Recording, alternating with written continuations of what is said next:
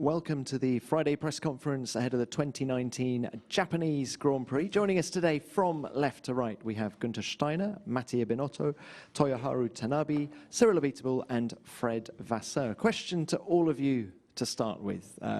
Tomorrow's program has been called off due to the typhoon. Can we get your thoughts on that decision, and can you explain how it's affected your programs today? Perhaps we could start with Fred. I think that it's safety first, and it makes probably no sense to ask the spectators to come on track and then to be in a big mess. On terms of schedule and program for the team, that we already thought about this yesterday evening, honestly, and okay, it will change the program, but I think that we can afford the weekend with 2 free practice. Perhaps it will be a good exercise for the future. Thank you. Cyril? Well, nothing really to add. You know, it's happened before. It will happen again in the future. There's enough time on Sunday to conduct both qualifying and the race. So, well, I think maybe it will give us an impression of Formula E, maybe a little bit. So, not a bad thing. It's for my neighbor on the left and on the right. Thank you, Cyril. Tanabe-san? Yeah, first, I'm sorry the fans are willing to be here Saturday.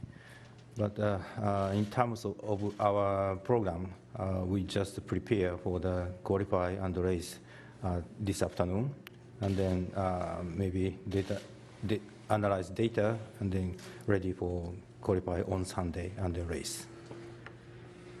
Mattia? Yeah. I will join certainly his comment as first. I think it's a shame for the fans, but it's a fully respectable decision. Safety is first. In terms of programs, certainly it's a lot more intense now. We are certainly skipping one session, which is FP3, qualifying maybe recover on Sunday morning. But it means that today it will be a lot more intense. We got eventually more tires to be used, the one on FP3.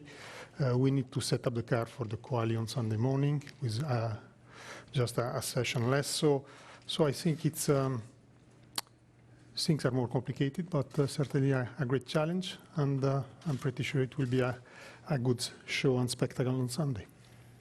Thank you. And Gunther? Nothing to add from a sporting side. I think it was the right decision from the organizers. If it is safety is first, and the rest, it was all set. Thank you, gentlemen. Tanabe-san, if I could come back to you, please. It's always special to race here at Suzuka, and Honda has a good chance of getting a good result this weekend. How exciting is it to be in that situation? Yes, it is a very special race. The Japanese Grand Prix is our home race, and then the Suzuka circuit owned by Honda. And all Japanese fans are willing to have a good result from Honda-powered car. On the other hand, it's kind of pressure for us, but that fans give us more power. And then in terms of weekend preparation, PU preparation, and the setting is the same as the other races. So we just set up the PU accordingly and then do our best. Thank you. And can we get a word too on the performance of Naoki Yamamoto this morning in the Toro Rosso? He was only 1/10 slower than Danny Kvyat. How would you assess his performance today? Considering his first run in the Grand Prix weekend, I think he did a good job. Comparing to the lap time against Danny, it's a little bit difficult because they are doing this different strategy in the practice. But he did a decent job for the team to set up the car for the first session in the weekend. And then his run today is definitely encourage Japanese young drivers. So thank you to Rosso and the Red Bull. And then it's good for Japanese fans as well. Thank you, Tanabe-san. Fred, if we could come to you now, please. There are 5 races left this year. When you look back at this season, has it been a success? It was a really up and down season that we had the first 4 or 5 races that we scored a lot of points, and then we had a bad momentum around Monaco and Barcelona, and then we went back, and then we had the last 4 races were very difficult. It's up and down, but let's see the last 5. That's if it's up and down, the last 5 will be okay. What can you do to level out It's small things and small details, honestly, that if you compare with Sochi, that we were, with Antonio, we were P13 in quali, but we were 2/10 off compared to P7 in Q2, and it's very, very tight, and for small details, that sometimes you can be completely out of the classification, that we have to take care when you are doing the analysis. But it's true also that we made too many mistakes over the last 3 or 4 weekends. Team drivers, everybody in the same basket. But at the end of the day, that we have to wake up a little bit and to come back into the pace and to score points on the last 4 events. And how has the experience of Kimi Räikkönen helped the team? Well, he's staying calm. He's not a big nervous. And I think it's good also for us to stay focused on the real issue and not to start to try to go in every single direction. That we know what we did wrong on the last 2 or 3 events, and I hope that we'll be able to correct it for Suzuka and the next ones. And well, that's it. Okay, thank you, Fred. Gunter, if we could come to you now, please. In Russia, Kevin Magnussen scored his first point since the German Grand Prix. What aero was he running on his car that weekend, and is that the direction going forward? I don't remember what he was running because we are mixing it up a little bit. There is no definitive spec what we could call it. It's a hybrid, we call it, and going forward, in the moment we are on a very similar spec like we had in Russia, but going forward we test a few things, and I cannot tell you what we do in the next race because we just try to get better and get a better understanding so we're not in this position next year. But I mean, it seemed to be working a little bit better in Russia. So let's hope we can find a few more points on our way on the end of the season.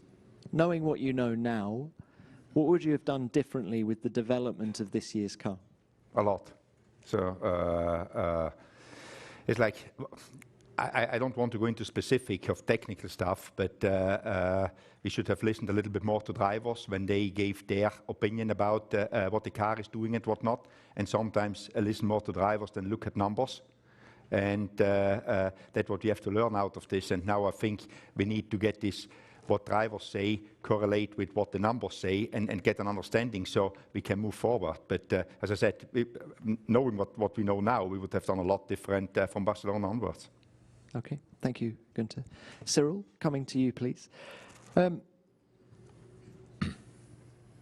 Tell us about the progress with your car, particularly this weekend, and what feedback you've had from your drivers about the new front wing. Well, it's, as always, when you bring this type of part, in particular with those regulations, those current regulations, it's a very sensitive part. I think everyone here would say the same thing. So it always takes a little bit of time to understand properly, to measure. We've done a number of back-to-back tests. The guys are currently looking at the data at the factory and also listening to drivers, Gunter. We're also doing that. You know, there is nothing really bad, but I think there is more to come in pace and in balance in particular. But this is a very complex area of development of the car with, you know, it's highly loaded, so it creates some instability. It's complex. Can you tell us any more about what the drivers were saying about the car this morning? Well, I don't want to go into the specifics, but I think the balance was not exactly where it was supposed to be. So we need to review that in particular, make sure that the data do back up what they were experiencing on track. And if that does, then we'll be making some setup change in FP2 to see if we can indeed get it to work a bit better. Okay, and looking further ahead, it looks like you won't be supplying any customer teams in 2021. How will that impact on your power unit development? Well, in particular for next year, there is no impact because engine for next year is done. It's on the dyno already. You know that it's a long lead time development, so nothing is going to impact what we are doing for 2020. It's going to impact what we could be doing for 2021 on the basis that when you have multiple customers, in particular the way that Renault is doing it, we always try to satisfy everyone to take on board all the comments in terms of installation, integration, and so on and so forth. So that will be one less distraction. We will be able to focus on ourselves and just on ourselves. And that's it. From an economic perspective, there is absolutely no impact, nothing in it, because we sell more or less at a cost due to the price cap limitation. So frankly, it's not saying that it's a good news, because it's always satisfying to see your product being used by multiple teams. But in terms of what we need to achieve and deliver for Renault, it has absolutely no impact. Okay. Thank you, Cyril. Good luck this weekend. Mattia, thank you for waiting. We understood from Charles yesterday that you spoke to both drivers in Maranello last week. How confident are you that another situation like the one we saw in Russia won't arise again? As first, it's not the first time we are speaking in Maranello. True that I met both of them this week. They were in Maranello for some activities, simulators, etc. I think we had a positive, constructive, honest, fair, transparent discussions with both of them, individuals. I think what happened in Sochi, nothing really bad, but certainly something that need to be improved and addressed. And I think it's only an opportunity of lesson learned and trying to do better in the future. But how much I'm confident it will not happen, I'm not at all. I think these are both good drivers. They're all going for a single objective, which is winning themselves. But I think what, again, is more important that at least between us, we've got clarities and fairness. And I think that's key. You say they're both very competitive drivers. What have you learnt about Sebastian and Charles over the last two Grand Prix weekends? I think that they are performing both very well. And again, as I often said, this season, it's somehow a luxury for a team principal having this situation. I'm very pleased for the recent performance of Sebastian, as I am for the one of Charles since let's say, the start of the season and his progresses. So what I've learned that we've got a very competitive lineup, but I don't think that I learned it. It's not a surprise. It's something on which we are simply happy. Okay. And what about this weekend? How's your car performing, and what do you make of the pace of the Mercedes this morning in FP1? It's only FP1, very difficult normally to judge. We can not neglect that we set the 4 poles in the last 4 Grand Prix, but we've seen as well that our competitors have brought some upgrades here. The Red Bull and the Honda will be very competitive this weekend as well. The weekend will be shortened because of tomorrow. Sunday morning, the conditions can be very difficult for everybody after, let me say, the bad weather of tomorrow. So I think it will be a difficult, a challenging weekend for everybody. More important that we are focused on ourselves. We've got some homeworks after FP1 certainly to do, few balance issues to be addressed. But again, I think that the benchmark are still the cars which are ahead in the championship, and we are still the challengers. But I'm pretty sure that we can be competitive, and at least it's our objective. Thank you, Mattia. Thank you, gentlemen. Let's open this to the floor now. And as ever, please remember to give your name and publication. First question, please. Good morning, Eric Bilderman, L'Equipe. Question for all managers. Would you regard this afternoon FP2 as a potential qualification session due to the fact that Sunday morning with the wind, it might not be possible, there is a slight chance that it might not be possible to run the qualification process? Well, we started with Fred last time. Gunther, let's start with you.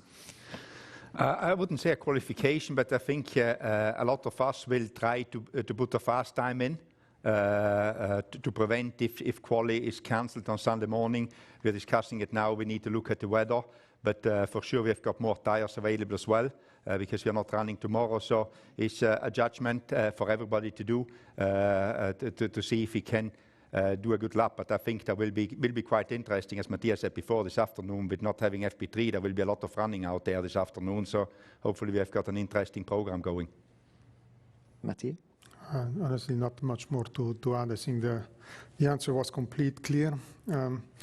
I don't think that the main objective of this afternoon will be to set the best lap time. The main, certainly, activity will be to address any setup issues we got in the morning, making sure that we're ready for Sunday, because still I think the most likely will be to have a quali on Sunday morning and then the race in the afternoon. So, but no doubt, if we can, we'll try to do at least a good lap, just in case of. Tanabe-san?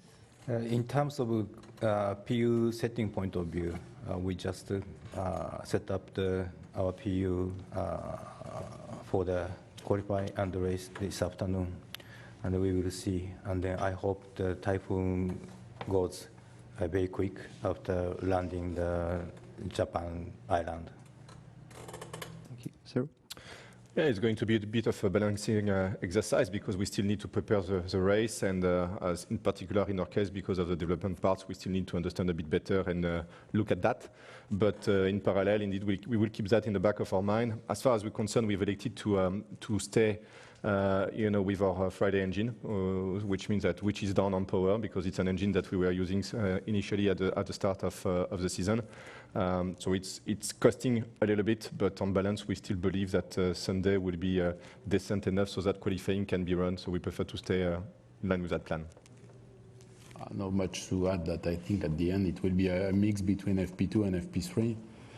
And in case of non-quali on Sunday, I hope that we won't take the race number order for Antonio.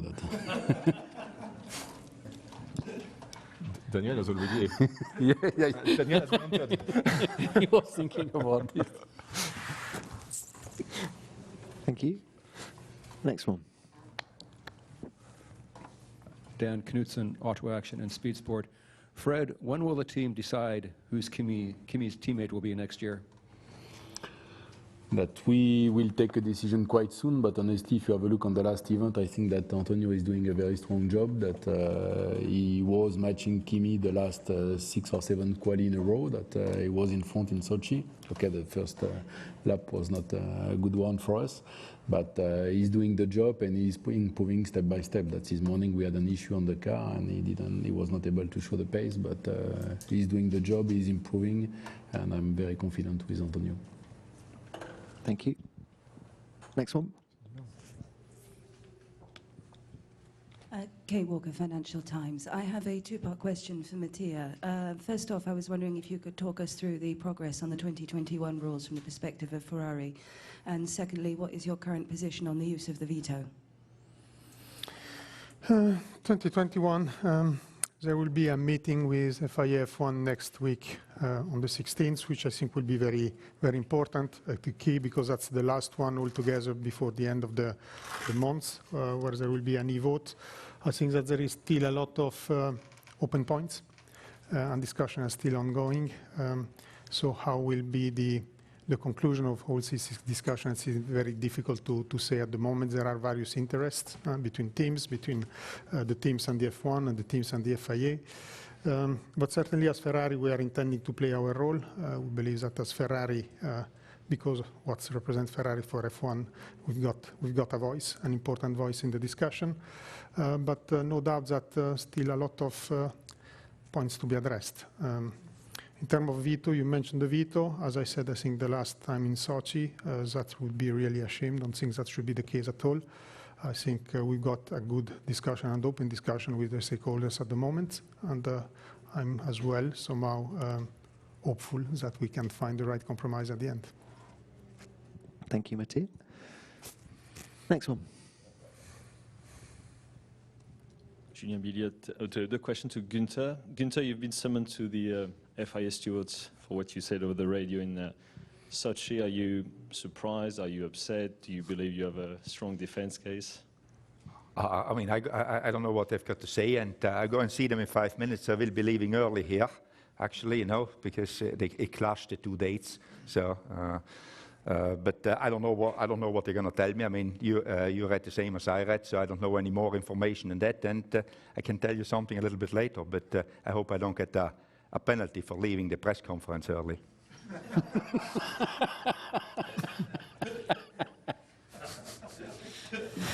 Fuck. Any more?